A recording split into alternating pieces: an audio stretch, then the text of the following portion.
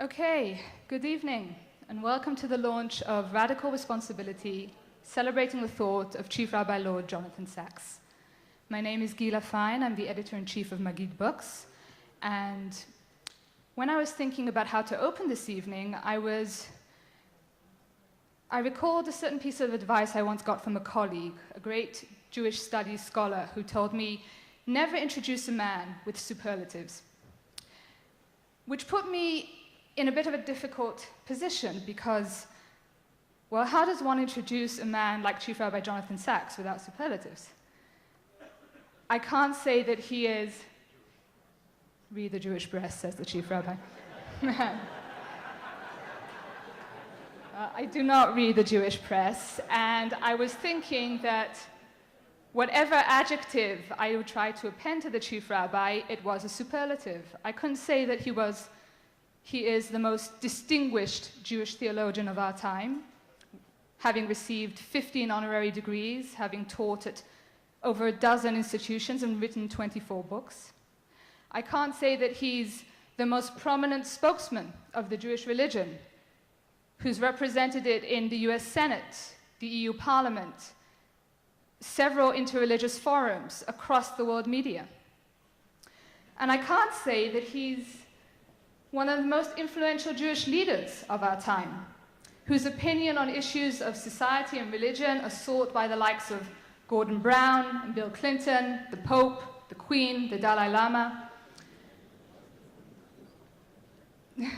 Yeah, there was some wondering whether you're going to offer your candidacy for that vacant position, Chief Rabbi.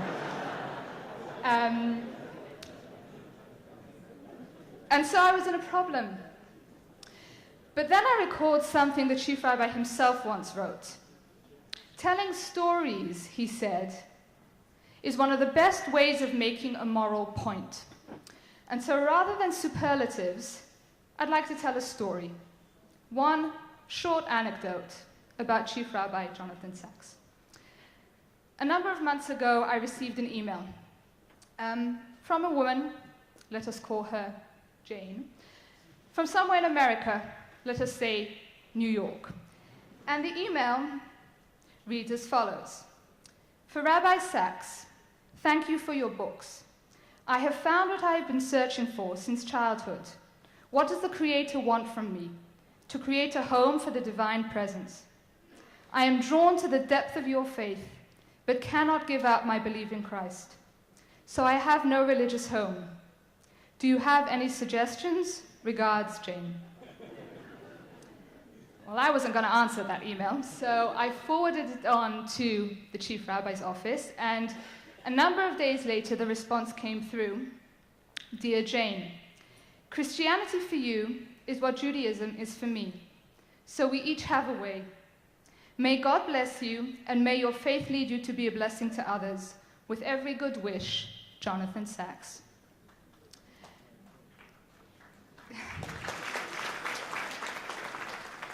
And that, if you will, is all you really need to know about Chief Rabbi Jonathan Sacks. He's a passionate and proud champion of Judaism, whose books have touched millions outside of the fold. He is a staunch follower of the particularistic Jewish law and a fierce advocate of the universalistic language of faith. He is an inspiring and brilliant leader whose leadership is fraught with humility and compassion. In honor of the Chief Rabbi's retirement from office this year and his 65th birthday, Rabbi Dr. Michael Harris and Dr. Tamara Wright from the London School of Jewish Studies, who are with us this evening, and Dr. Daniel Reinhold from Yeshiva University, in conjunction with Maggid Books, have published Radical Responsibility, celebrating the thought of Chief Rabbi Lord Jonathan Sacks. There have been many Jewish thinkers over the years who have discussed the contributions of Western culture to the Jewish religion. Rabbi Sacks is unique in discussing the contributions of the Jewish religion to Western culture. Radical Responsibility brings together 13 of the greatest minds today to explore these contributions in the fields of ethics, justice, religion, and leadership. The book's table of contents reads like a who's who of the world of Western philosophy and Jewish thought. Charles Taylor and J.J. Schachter, Michael Walzer and Michael Broyd, Alasdair MacIntyre and Aviva Zornberg, Menachem Kellner and Josh Berman, and of course our two speakers tonight, Professor Moshe Halbertal and Rabbi Dr. Benny Lau.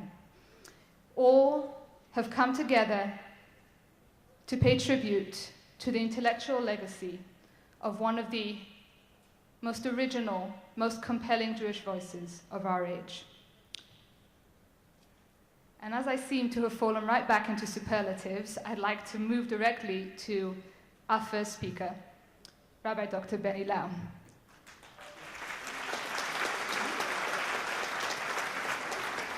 I fear I could spend the entire evening just reading out the bios of the illustrious gentlemen to my right. So in very brief bullet point form, Rabbi Dr. Benny Lau is the rabbi of Ramban Synagogue, the founder of Beit Morashah's Beit Midrash for Women's Leadership, and a research fellow at the Israel Democracy Institute.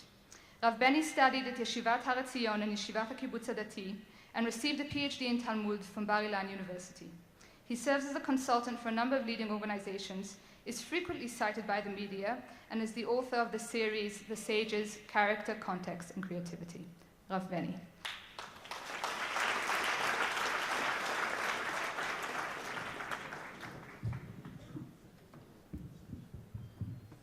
ערב טוב. קיבלתי זכות לפתוח את הערב בראשית דבריי בעברית. אני רואה את הפנים שלכם.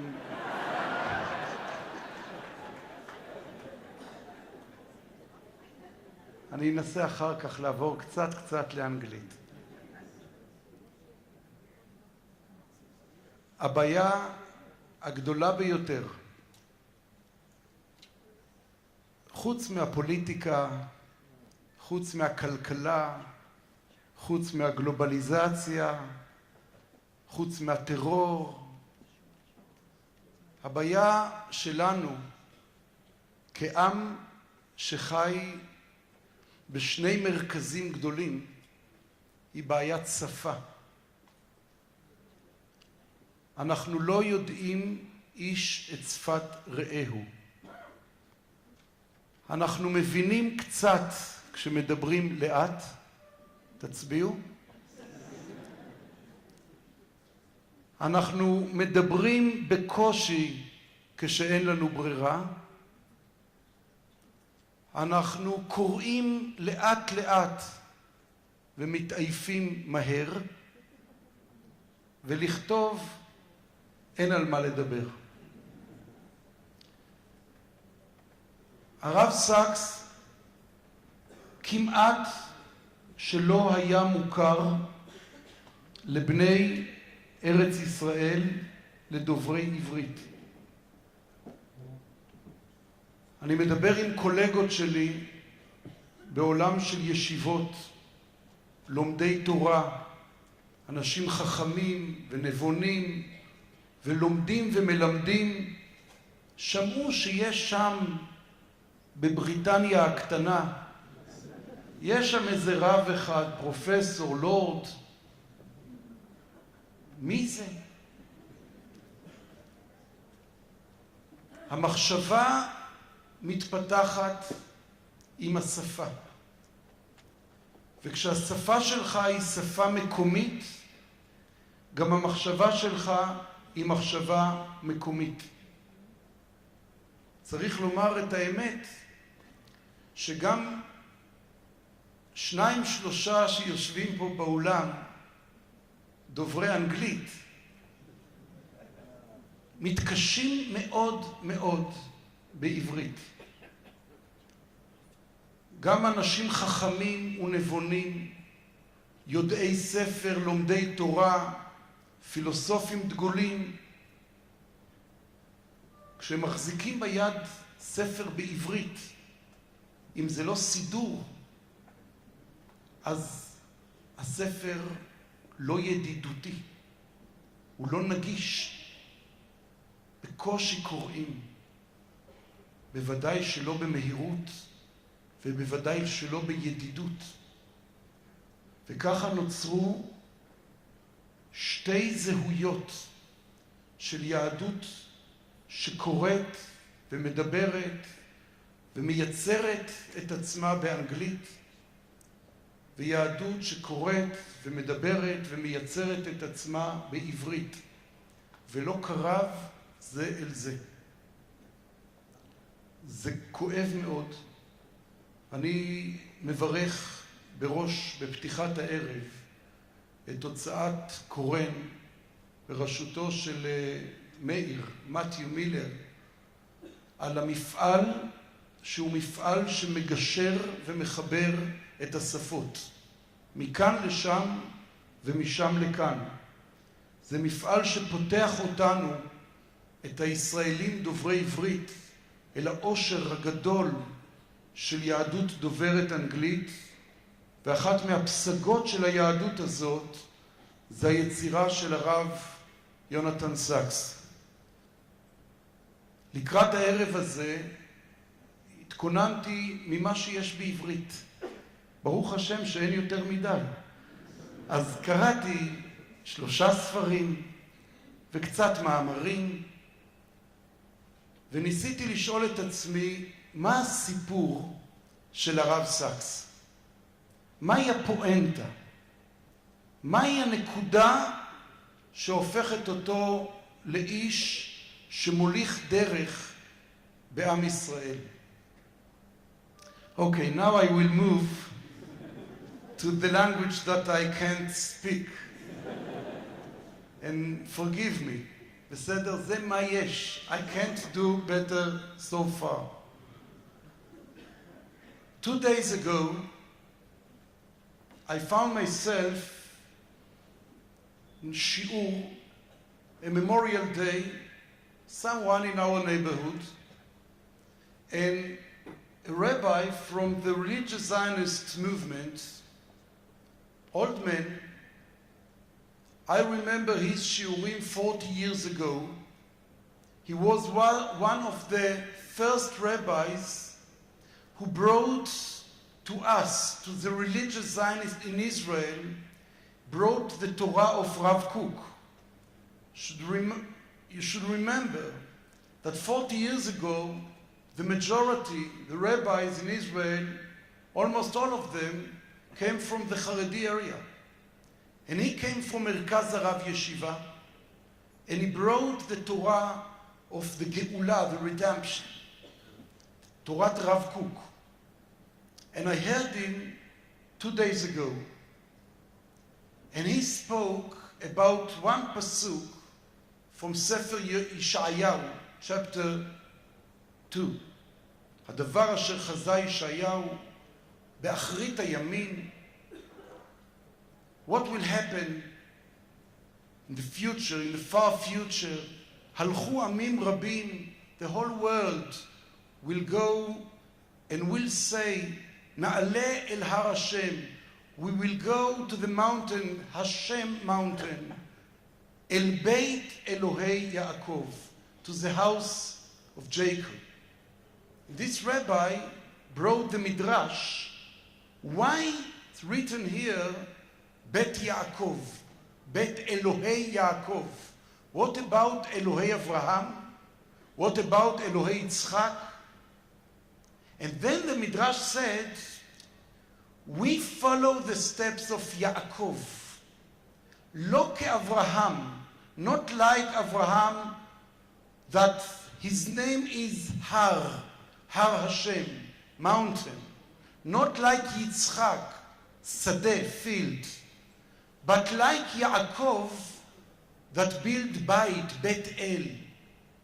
Not mountain, not field, but house, home. We want to go follow the steps of Yaakov Avinu.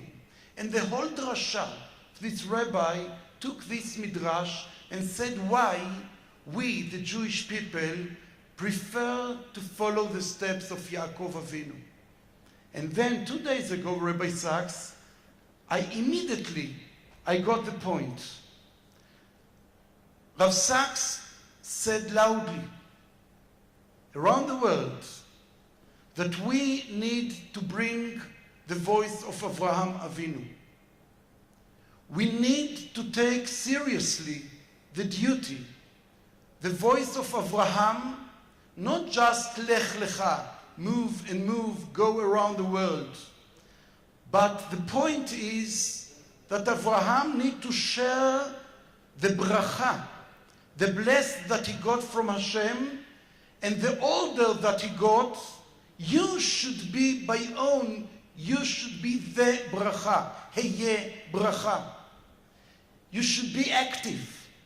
You should go around and share the bracha, the light of Hashem, around the world. ונברכו בך כל משפחות האדמה. You are not a local person. You shouldn't work just inside your tent. You should go out, go, move, and change the world. Be active. Avraham Avinu is the one who brings to the world the idea of tikkun. Tikkun olam, not tikkun local, private nation. Always we understand how to equal and make the difference between Avraham and Noach. This is the easy sport of rabbis to put between. What between Avraham and Noach? Rav Sachs wrote about this midrash, what Rashi gave us, the differences between Avraham and Noach. It's not just a story about two people, about two men. One is Avraham, one is Noach. He said that it's typical two differences about dat, about religion. If you take seriously the religions of Avraham Avinu, you understand that your tafkid in the world is to be the adult in the family. If you take the tafkid of Noach, your place in the family is to be the baby, the kid. Avraham Avinu took his tafkid so seriously when Hashem said to him, Hitalech lefanai, you should go in front and show the world my name, lefanai. Noach, please give me your hand. Et haElohim hitalech Noach. Don't do anything. Be passive. Build your ark. Survive. Keep yourself. This is Noach. Child. Baby. May I say that the book of the babies, that religion, the book of the dat of Noach is Sefer Tehillim, Psalms. Crying. You have no koach. You have no power to do anything. You know that in hospital you will find massive numbers of copies of Sefer Tehillim. This is the right place. People cry because we understand that we are nothing. מה אנוש כי תזכרנו, בן אדם כי תפקדנו. Then we cry and say Tehillim. But Rav Sachs prefer to read around the world in his voice the other books of the Tanakh, Sifrei HaNevi'im, the prophets who stood in the temple, in the yards, in the castles, around the world, and spoke about tikkun, tzedakah umishpat. It can be social justice, it can be between men and other, fair tikkun. And Rav Sachs said, our generation, the Jewish people, shouldn't take the place of the Yaakov, and they should be very, very careful by taking the position of Yisrael, the alternative name of Yaakov. But better for them mean for us. Return back to the roots of Avraham Avinu, to be metaken, to listen carefully to the tafkid of keep the voice of Hashem inside the society, listen carefully to the voice of the Nevi'im, and put yourself actively, change the world, believe that to be a Jew is to be a man who takes the responsibility to the world. Toda Rabba.